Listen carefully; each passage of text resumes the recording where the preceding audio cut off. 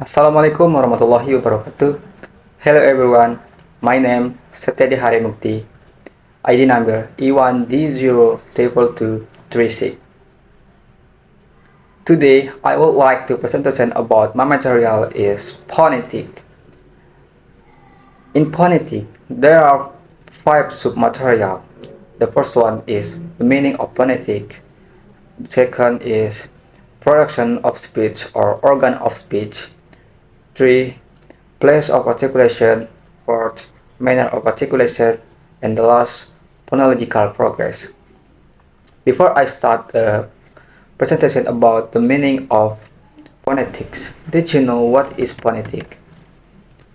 Phonetic is a branch of linguistics that studies how humans produce and perceive sounds, or in the case of sign language, the equivalent aspect of signs.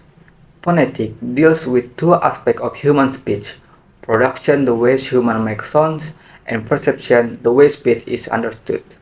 The communicative modality of a language describes the method by which a language produces and perceives language.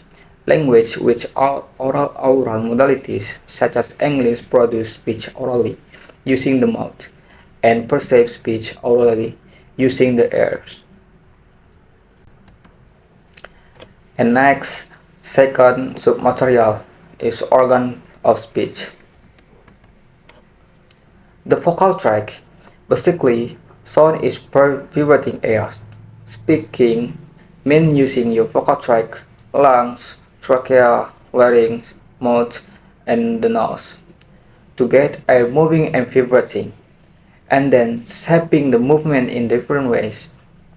Most speech sounds are made with air exceeding the lungs. Therefore, speech begins with breath. To begin to speak, we pull down your diaphragm, the large muscle that separates your chest cavity from your stomach. This enlarges the lungs, which draws air in. Then the diaphragm relaxes and the muscle around the ribs contracts, slowly squeezing the lungs and forcing the air out and up the windpipe or trachea.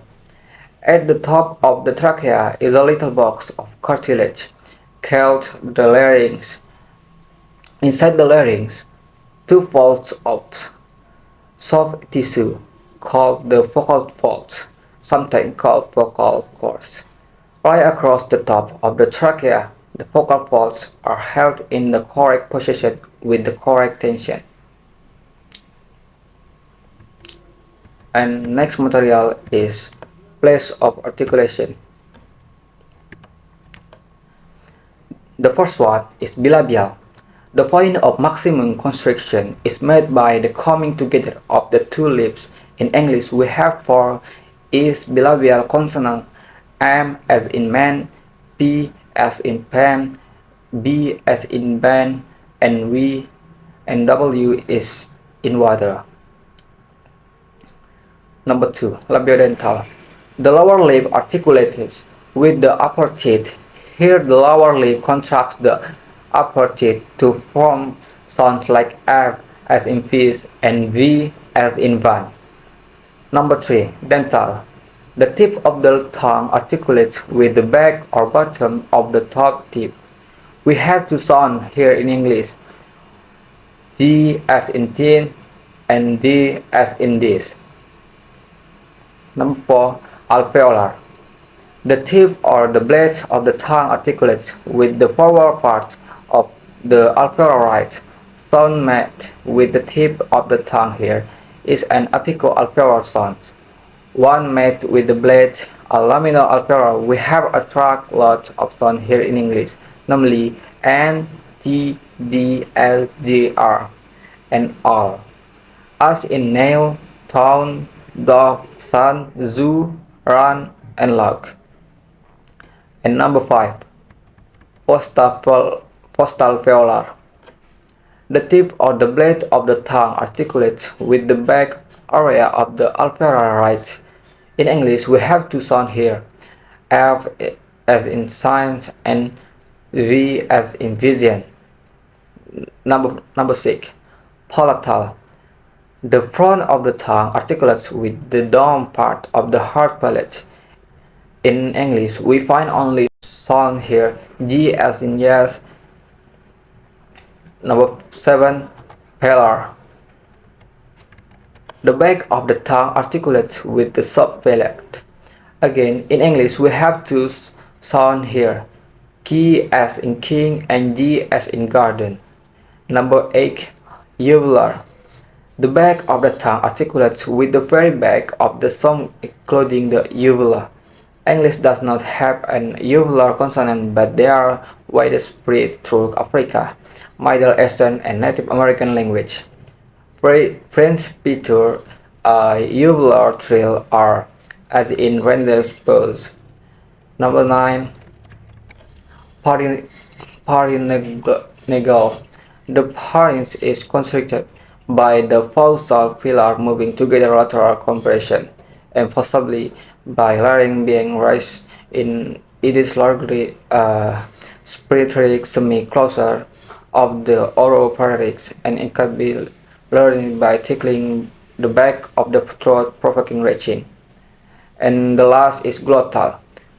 The vocal folds are brought together in some cases the function of the vocal tract.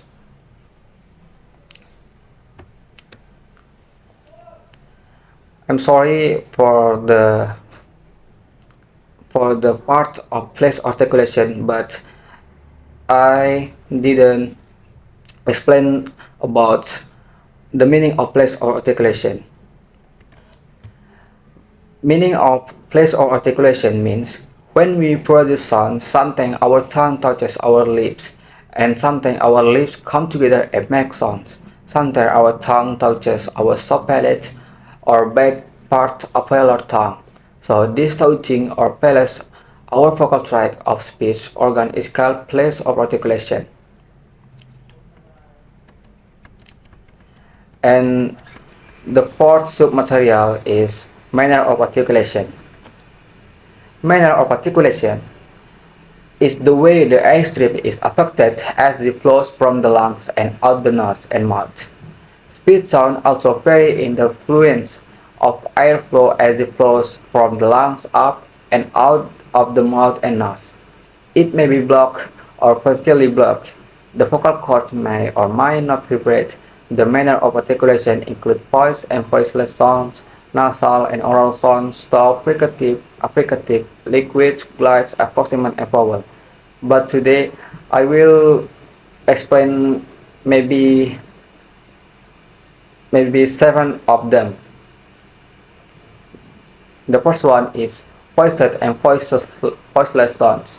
Voiced and voiceless sound. If the vocal cords are apart during airflow, the airflow flows through the glottis and supraglottal cavities, the parts of the vocal tract above the glottis. The sound produced in this way are voiceless sounds. P, T, K, and S in the English word seek, and seek are voiceless sounds. Voice. In the production of the sound B, the vocal cords vibrate all the time, short of the lips, and continue to vibrate for vocal production after the lips part. Most English speakers do not sound the initial B completely. And number 2, nasal and oral sound. Sounds produced with the palate facing upward, preventing air from escaping through the nose, and oral sounds because air can only escape through the oral cavity. Most sounds in English in all languages are spoken sounds. When the volume is not a raised position, air escapes through the nose and mouth. The sound produced in this way is a nasal sound. The sound M is a nasal consonant, so M is distinguished from B because it is a nasal sound, while B is a spoken sound. And number 3, stop. If the active and passive articulator are brought together to make a complete closure, so that the airflow out of the mouth is completely cut up of the manner of articulation, is a stop. The sound P, B, M, T, D, N, K, G, and C, G in English are stopped. In producing consonant, the airflow may be completely stopped or partially obstructed. Sound that stop completely in the oral cavity for a short period of time, not supremely called stop. Fricative. If the articulator are brought close together but not close completely, so that the air stream or air that is forced between them because turbulence and noise, the manner of articulation is affricative. The sound S, Z, F, and V are fricatives. Affricatives. Affricatives C and G. Some sounds are produced by the closure of a stop followed immediately by gradual release of the closure producing a characteristic fricative effects. These voices are affricative, the volatile sounds that begin the words charge and judge are voiceless and affricatives, respectively. Phonetically, an affricative is a series of stop plus affricative. And number 5. Liquids. Liquids R and R. In the production of the sound R and R, is some resistance to airflow in the mouth, but not enough to cause obvious constriction of friction. These sounds are liquid. And the last material is phonological process. Phonological processes are the type of phonological change that happen in the world's language that sort of get or lead or give up that sort of why and how these changes are taking place. There are certain types of phonological process that we find over and over again across language. Number one is assimilation. Partial assimilation, becoming more similar but not identical. Example: voice, voiced fricative, V become voiceless. Total assimilation, becoming identical to another sound. Example: Latin octo, egg, octo, Italian octo, otto. Number 2. Dissimilation. Dissimilation is the opposite of assimilation and occurs where a sound is becoming less similar to another sound. Two sounds that are similar but not exactly the same seem to be particularly difficult to pronounce correctly right next to each other. This principle forms the basis of many tongue twisters such as the six sip.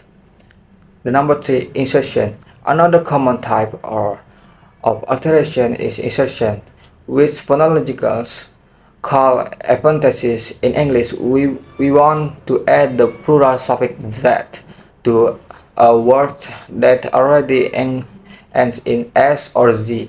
We insert a vowel to break up the two high pitches fricative. One dress, dress, two dresses. 4. Deletion. The opposite of insertion, of course, is deletion. Instead of breaking up a sequence of consonants with a vowel, a language may choose to delete one of the consonants, as in the loss of the initial P in pneumonia. And the number 5. Lenation or fortition.